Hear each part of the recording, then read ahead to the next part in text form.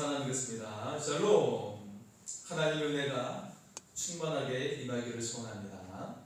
네. 자, 이제 욥기서의 말씀이 막바지에 이르고 있습니다. 네. 여러분 만약에 전쟁의 상황에서 상대편의 이 적군에게 아주 유명한 영웅이 등장을 한다면 여러분 어떻겠습니까? 아마 너무나도 두렵고 무서워서 벌벌 떨 겁니다. 너무 두려워서 아마 도망갈지도 모르겠어요. 네. 실제 임진왜란 당시에 왜군들이 해상에서의 전투 속에서 이순신 장군이 등장했다 하면 모두 벌벌 떨었다고 그러죠. 네. 왜냐하면 백전백승의 용사이기 때문에, 명장이기 때문에 이순신이라고 하면 굉장히 두려워 벌벌 떨었다고 말하고 있죠. 네. 그래서 얼마나 이순신 장군이 두려웠는지, 네, 일본 사람들 중에는 이순신을 신으로 추대해가지고 그렇게 제단을 쌓고 그런 사람들도 있다고 그러죠.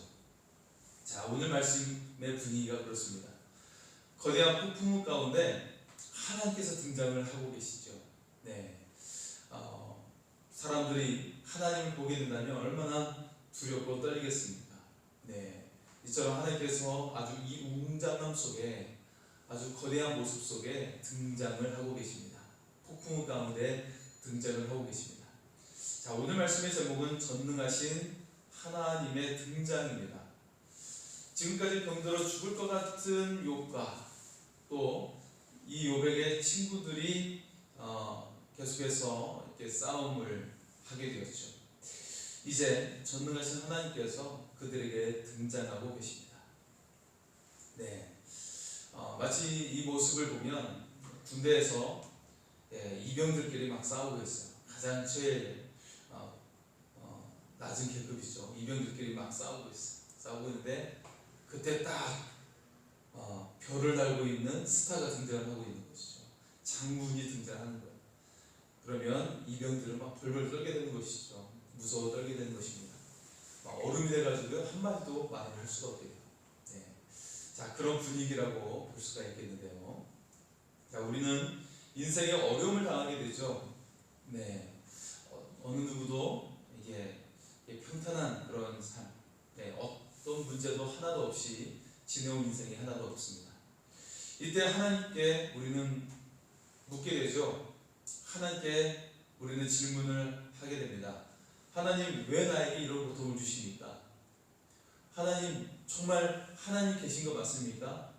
왜 내게 이렇게 고통스럽고 힘들게 하십니까? 그렇게 물을 때가 있어요. 네, 지금 욥이 하고 있는 질문이죠. 또 우리의 질문이기도 합니다. 하나님, 정말 하나님 계신 거 맞습니까? 하나님, 왜 나에게 이렇게 고통을 주십니까? 네, 하나님께서 우리에게 주시는 질문이죠. 이때 욥의 친구들은 욥을 위로하려고 왔습니다. 막상 친구들이 욥을 보니까 너무 기가 막힌 거예요. 어떤 인간의 말로도 해줄 수가 없는 거예요. 그래서 욥의 친구들이 정말 기가 막히고 말문이 나오지 않은 상황 속에서 오히려 욥을 정죄하게 되었어요. 네. 이때 욥은 자신의 결백을 호소했습니다. 네. 친구들의 고소에 맞서서 하나님께 자신의 결백을 주장을 하고 있어요. 욥기 31장 35절에 이렇게 말을 하고 있죠. 누구든지 나의 변명을 드러나오. 나의 서명이 여기 있으니 전능자가 내게 대답하시기를 바라노라. 나를 고발하는 자가 있다면 그에게 고소장을 쓰게 하라. 말하고 있습니다. 자, 친구들의 고소에 하나님이 답변해 주시기를 호소하고 있어요. 하나님이 나의 결백을 말씀해 주시기를 호소하고 있어요. 네. 네, 여러분도 그렇지 않습니까? 정말 억울한 일을 당했어요. 이때 하나님, 정말 저의 결백을 말씀해 주세요 라고 부르시지 않겠습니까? 네, 욥의 질문에 드디어 하나님께서 등장을 하고 계십니다. 그리고 욥에게 말씀하고 계십니다. 자, 그래서 첫 번째로 보면 폭풍우 가운데 하나님께서 등장하고 계시죠. 하나님께서 폭풍우 가운데 등장하고 계십니다. 자녀들이 어떻게 죽게 되었습니까? 폭풍 가운데 욥의 자녀들이 죽게 되었어요. 네, 폭풍 때문에 죽게 되었습니다. 욥기 9장 17절에 보면 욥은 이렇게 말을 하고 있죠. 하나님이 폭풍으로 나를 치셨습니다. 그렇게 고백을 하고 있어요. 마치 인생의 폭풍을 다시 이것을 엎으시려는 듯이 하나님께서 폭풍 가운데 등장을 하고 있습니다. 우리 인생의 폭풍을 그것을 뒤엎으시려고 하시듯이 하나님께서 폭풍 가운데 등장을 하고 계십니다. 네. 자, 하나님을 만나게 된 욥은 무엇을 기대했을까요? 욥은 하나님께 무엇을 기대했을까요? 자신이 당한 고통의 이유를 듣고 싶었죠. 그리고 자신의 결백을 들을 수 있을 것이라고 기대를 했습니다. 그런데 이게 웬일입니까? 자, 지금 나타나신 하나님께서 도리어 질문을 하고 계십니다. 2절의 말씀을 보겠습니다. 2절의 말씀. 무지한 말로 생각을 어둡게 하는 자가 누구냐? 말씀하고 있어요. 자, 세 번으로 다시 읽어드리겠습니다. 내가 누구에게 무지하고 헛된 말로 내 지혜를 의심하느냐? 예, 말씀하고 있어요. 자, 하나님께서는 욥에게 등장하셔서 네가 누구에게 무지하고 헛된 말로 나의 지혜를 의심하고 있느냐? 묻고 계시는 거죠. 욥은 자신의 결백을 주장을 했어요. 그리고 욥은 하나님께 두 가지의 감정을 가지고 있었죠. 첫 번째 감정은 섭섭한 마음이에요. 하나님, 제가 무엇을 잘못했길래 이렇게 나를 고통스럽게 하십니까? 그리고 하나님, 왜 내게 이 고통을 주셨는지 좀 말씀 좀 해주십시오. 이런 섭섭한 마음이 첫 번째 있었고요. 두 번째 감정은 어떤 감정이었어요? 하나님의 섭리에 대해 의문이 있었어요. 하나님, 정말 하나님, 이 섭리하신 하나님 정말 제대로 하고 계시는 겁니까? 라고 하고 있는 그런 의문이 있었어요. 자, 이때 하나님은 어떻게 대처하고 계십니까? 욥이 대답할 수 없는 질문을 통해서 하나님이 누구신지를 말씀하고 있습니다. 욥이 정말 도저히 대답할 수 없는 질문을 말씀하시면서 하나님이 누구신지를 보여주고 있어요. 4절의 말씀을 보겠습니다. 내가 땅에 기초를 놓을 때 네가 어디 있었느냐? 내가 깨달아 알았거든 말할지니라. 하나님께서 이 세상을 창조하실 때 너는 어디 있었느냐? 그렇게 묻고 계시는 거예요. 여러분, 이 질문에 대답할 수 있습니까? 지금도 과학자들은요, 지구의 연대를 계산하고 있고요, 땅에서 나오는 발견되는 것들을 통해서 그 연대를 측정하고 그때 상황이 어떠했는지를 연구하고 있어요. 네, 아직도 우리는 굉장히 무지함 속에 살고 있는 것이죠. 자, 우리는 이 땅 위에 살면서 고통을 겪습니다. 이때 하나님은 말씀하고 계세요. 인간이 살아가는 땅과 하늘에 대해 말씀합니다. 우리가 살고 있는 땅과 하늘에 대해 말씀하고 있고요, 또 바다와 우주에 대해서, 그리고 모든 중요한 일에 관여하시는 하나님에 대해 말씀하고 있습니다. 네.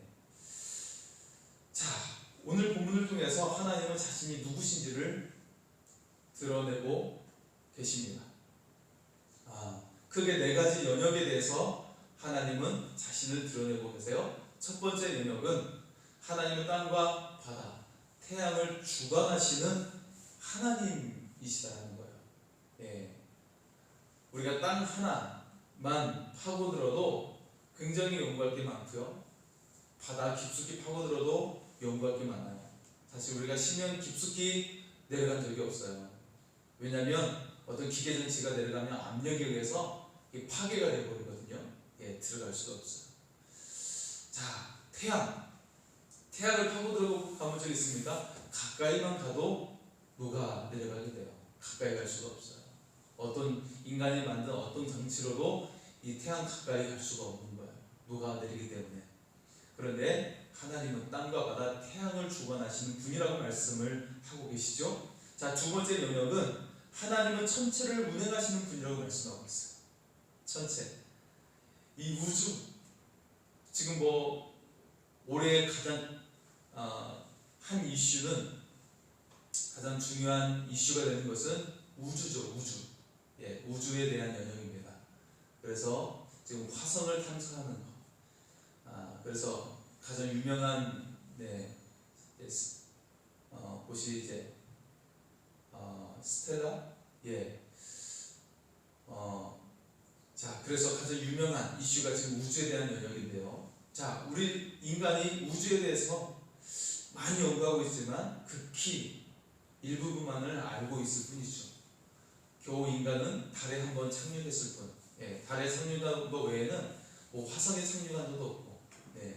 그래서 우주에 대한 영역은 많이 관심 갖고 있지만 아직도 미지의 영역인 것이죠. 자, 세 번째는 하나님은 기후를 주관하시는 분이라고 말씀하고 있어요. 기후. 지금 기후 변화가 굉장히 심해지지 않았습니까? 기후의 위기 속에 우리가 살고 있는데요. 우리가 이 기후를 어떻게 할 수가 없어요. 바로 하나님께서는 기후를 주관하시는 분이라고 말씀하고 있습니다. 그리고 네 번째 영역은 하나님은 동물을 돌보시는 분이라고 말씀하고 있어요. 자, 이 기후 속에서, 이 환경 파괴 속에서 많은 동물들이 죽어가고 있습니다. 인간이 아무리 동물을 돌보려고 해도 제대로 돌볼 수가 없어요. 그런데 하나님은 이 동물을 돌보시는 분이라고 말씀을 하고 있습니다. 자, 우리는 앞서 욥기 37장까지 매우 긴 말씀을 살펴보았죠. 욥과 친구들의 차원 높은 그런 변론을 보았습니다. 그런데 거기에는 해답이 없었어요. 욥의 친구들이 학식이 있었고 굉장히 지혜로운 사람들이었습니다. 그럼에도 불구하고 사람들의 논쟁 속에서 해답이 없었습니다. 궁극적으로 인간과 인간 사이에는 해답이 없다는 거예요. 오직 우리 인생의 답은 하나님께서 개입하실 때 얻게 된다는 것입니다. 자, 때로는 다른 사람의 경험을 통해서 우리가 깨달음을 얻기도 하죠. 그러나 그것도 사실 하나님께서 그를 통해 역사해 주셨기 때문이에요. 왜냐하면 하나님께서는 사람을 통해 역사하시는 분이시기 때문입니다. 권력이나 지식도 하나님께서 그에게 허락하셔야만이 가질 수가 있게 되는 거예요. 이 사람이 지식을 가졌어요. 이 사람이 권력을 얻게 되었어요. 이 사람이 부를 얻게 되었어요. 이 모든 것들도 하나님께서 그에게 주셔야만이 얻을 수가 있게 되는 거예요. 결국 모두 하나님의 역사에서 시작이 되는 것입니다. 여러분, 우리가 바로 그 하나님을 더욱 의지할 수 있기를 소원합니다. 하나님께서 여러분의 삶을 주관하시고 은혜 가운데 함께 하실 줄 믿습니다. 자, 그래서 우리가 두 번째 말씀 속에 보면 욥에게 직접 말씀하시는 하나님을 보게 됩니다. 자, 모든 것을 압도하시는 하나님께서 등장하셨어요. 모든 것을 주관하시고 압도하시는 하나님께서 인간에게 등장하셨습니다. 우리가 여기에서 놓쳐서는 안 되는 중요한 것들이 있습니다. 우리가 무엇을 놓쳐서는 안 됩니까? 첫 번째, 하나님께서 욥에게 직접 말씀하셨다는 것입니다. 여러분, 구약시대는 어떻게 말씀하셨습니까? 때때로 사자를 보내서, 천사를 보내셔서 말씀을 주실 때도 있었어요. 그런데 대부분은 하나님께서는 선지자를 보내셔서 대중들에게, 많은 사람들에게 선지자들을 통해 말씀하신 것을 볼 수가 있죠. 대부분의 사람들은 하나님의 음성을 듣기도 힘들었어요. 그죠? 선지자의 말씀조차도 듣기 힘들었죠. 그런 구약시대에 욥은 하나님을 만나게 된 것이죠. 아주 특별한 상황입니다. 자, 신약시대는 어떻게 됐습니까?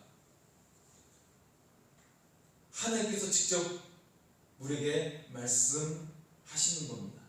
어떻게요? 예수 그리스도를 통해 우리가 하나님의 자녀가 됐기 때문에 그래요. 하나님의 자녀가 됐기 때문에 우리는 하나님께 직접 듣게 되는 줄 믿습니다. 여러분, 하나님을 그 음성을 듣지 못하고 계십니까? 하나님 지금도 여러분에게 말씀하고 계시는데요. 어떻게 그것을 알 수가 있죠? 여러분, 어렸을 때 부모님이 여러분에게 용돈을 주실 때 어떻게 주십니까? 옆에 친구, 철수를 통해서 여러분에게 용돈을 주십니까? 그렇지 않죠. 그런 일이 있을 수가 없죠. 그죠? 네.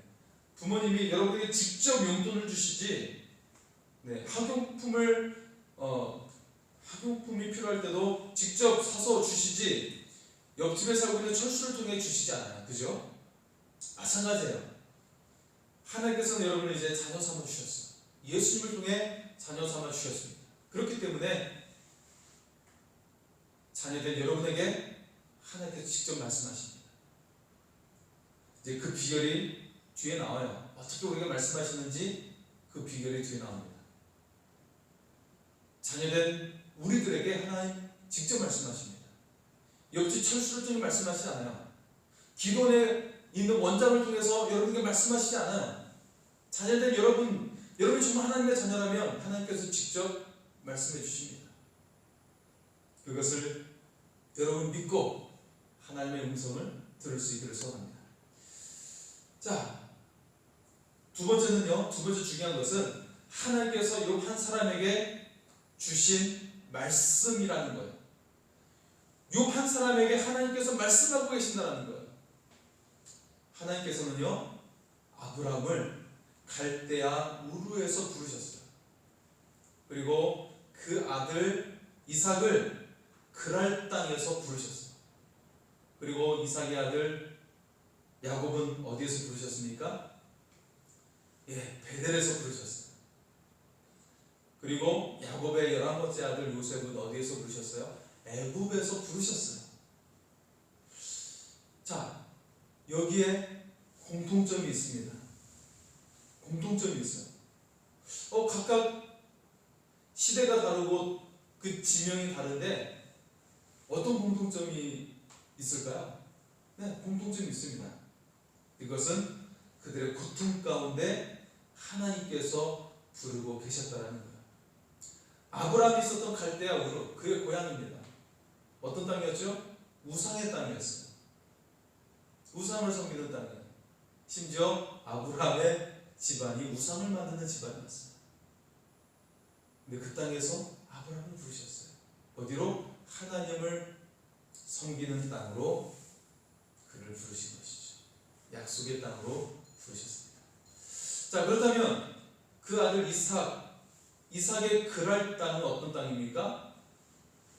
굉장히 싸움을 좋아하는 블레셋 땅과 인접한 땅이에요. 그게 그랄 땅입니다. 이삭이 그랄 땅에 거주하고 있었어요.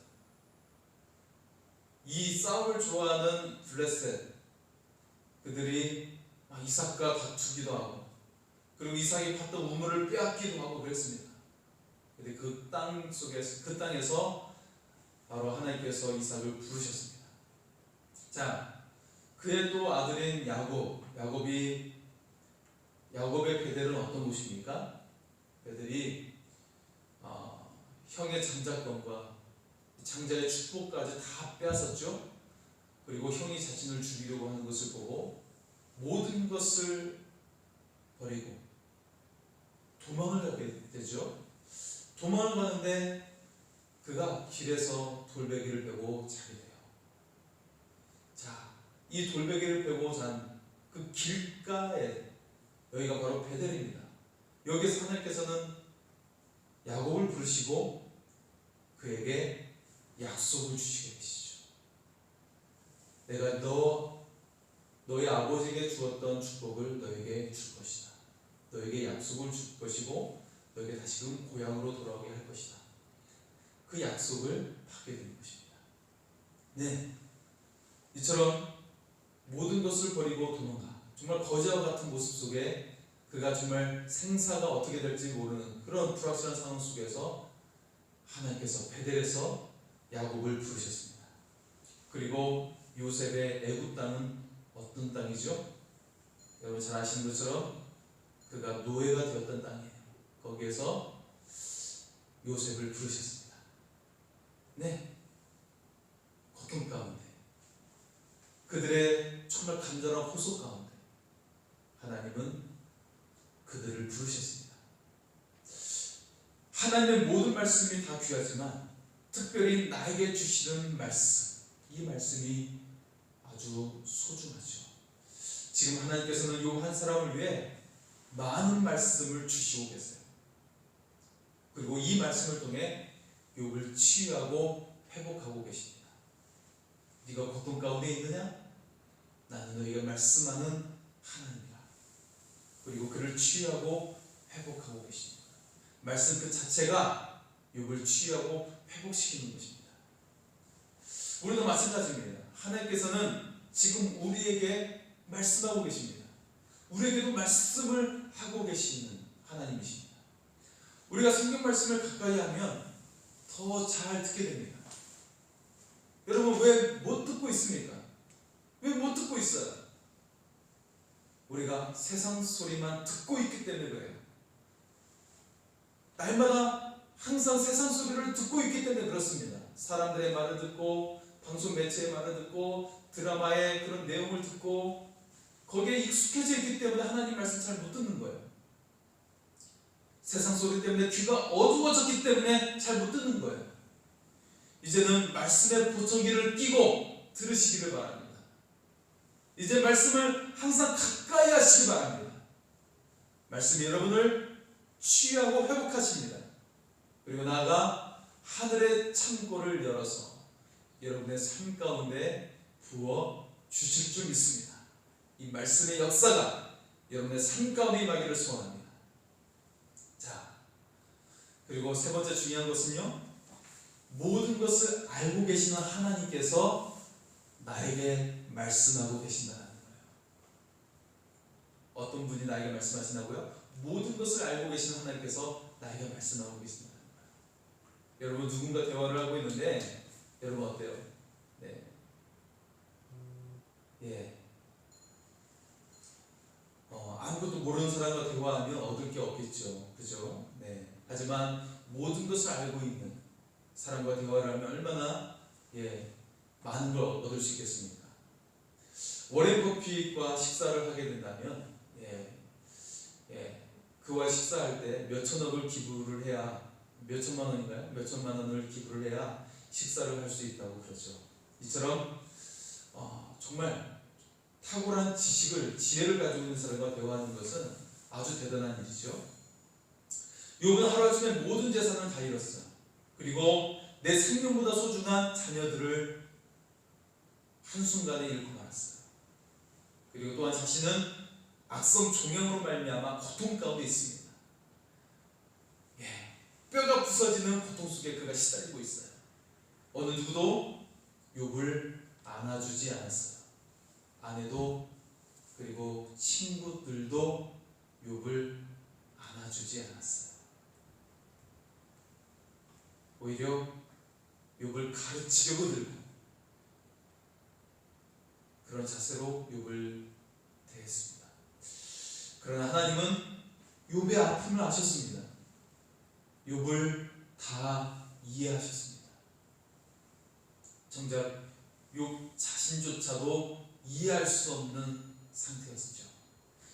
그러나 하나님은 욥의 아픔을 아셨어요. 그리고 욥을 다 이해하셨습니다. 하나님은 긴 시간 침묵하셨어요. 욥이 정말 정금이 되는 순간까지 참으셨습니다. 하나님의 마음도 긴 침묵과 인내의 시간이셨습니다. 그리고 드디어 욥이 정금이 되는 순간에 이르게 된 것이죠. 바로 지금 욥이 다른 친구들과 계속 변론을 하였지만 네 번째 친구인 엘리후의 말에는, 엘리후의 긴 말에 그가 침묵하고 경청하는 순간이었습니다. 여러분 우리가 욥기서의 구조 속에서 약간 이상하게 생각했던 내용들이 있어요. 그것은 앞에 세 친구들과는 욥이 계속 말하고 친구들이 말하고 욥이 말하고 친구들이 말하고 욥이 말하고 계속 그렇게 반복했었는데 엘리후가 등장할 때는 그렇지 않았죠. 엘리후가 등장할 때는 그 구조 속에 보면 엘리후가 3번 길게 말하고 한 번이고 길게 말하고 한 번이고 그렇게 3번 연달아 말하고 있어요. 그런데 그렇게 엘리후가 말하는 동안에는 욥이 침묵하고 있죠. 경청하고 있어요. 경청하고 있습니다. 예, 욥이 딴짓을 했다면 엘리후가 지적을 했을 거예요. 그런데 그렇게 딴짓도 하지 않고 욥이 잘 듣고 있는 거예요. 네, 말대꾸도 하지 않아요. 엘리후의 말이 앞에 있는 세 친구들보다 결코 약하지 않았음에도 불구하고 욥이 듣고 있어요. 그냥 경청하고 있습니다. 자, 그리고 나서 하나님이 등장하셨다는 것은 여기에 특별한 의미가 있는 거예요. 이제는 욥이 정금이 되었다는 거예요. 욥의 생각과 다른 친구의 말을 할지라도 이제는 욥이 낮아지고 겸손하여져서 듣고 있었다는 것입니다. 이때 하나님께서 판단하셨어요. 이제 욥이 들을 준비가 되었구나. 네. 이제 욥이 정금이 되었구나. 그렇게 하나님께서 판단하신 것입니다. 그리고 나서 하나님께서 등장을 하신 겁니다.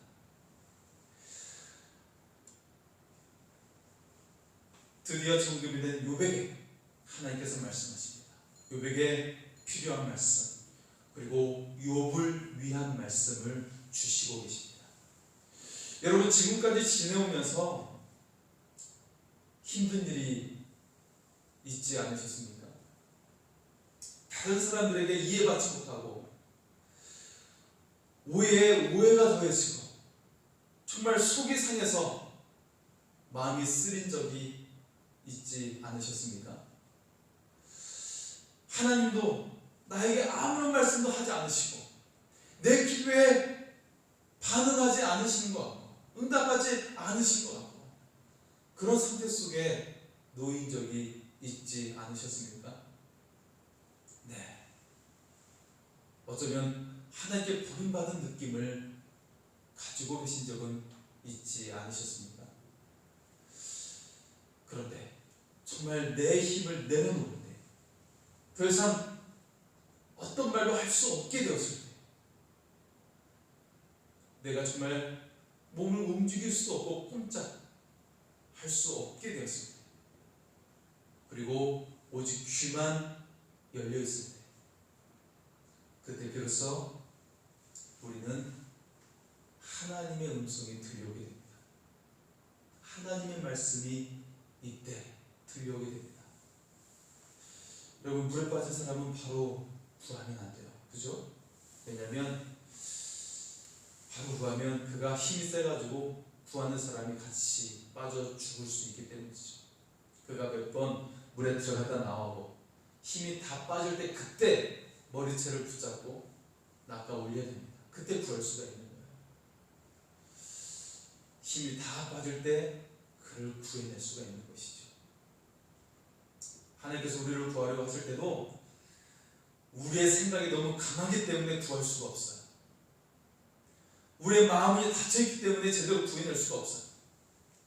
이제는 다 내려놓고 내 마음을 활짝 열을 때 하나님의 음성이 들려올 수가 있는 것입니다. 네. 하나님의 음성이 그때 우리에게 들려오는 것입니다. 하나님의 손길이 그래서 우리를 구해낼 수가 있는 것입니다. 여러분, 앞을 못 보는 사람은 더 잘 듣게 되죠. 모든 감각이 귀에 있게 되어서 아주 작은 소리까지도 잘 들려오게 됩니다. 그리고 내면의 깊은 것까지도 들을 수가 있게 되는 것이죠. 내 힘을 내려놓을 때, 우리가 두 눈을 감고 그 분께 맡길 때 하나님은 반드시 우리에게 말씀하여 주십니다. 분명하고 확실한 음성으로 여러분에게 말씀하십니다. 사랑하는 내 자녀야, 내가 너를 기뻐한다. 그리고 내가 너의 힘이 되어 모든 것을 해결해 줄 것이다. 너는 가만히 있어. 내가 하나님됨을 알지어다. 우리가 이 하나님을 바라보고 이 하나님의 음성을 들을 수 있기를 소원합니다. 내 인생을 색종이로 채우시는 하나님의 큰 그림을 우리가 보게 될 것입니다. 우리의 인생을 아름답게 그려가시는 하나님의 손에 들린 걸작으로 여러분의 인생을 만들어 주실 줄 믿습니다. 우리가 이 하나님을 바라보며 우리 하나님께 찬양하며 또 기도하며 나아가겠습니다. 하나님은 너를 지키십니다. 우리 하나님을 바라보며 찬양하겠습니다.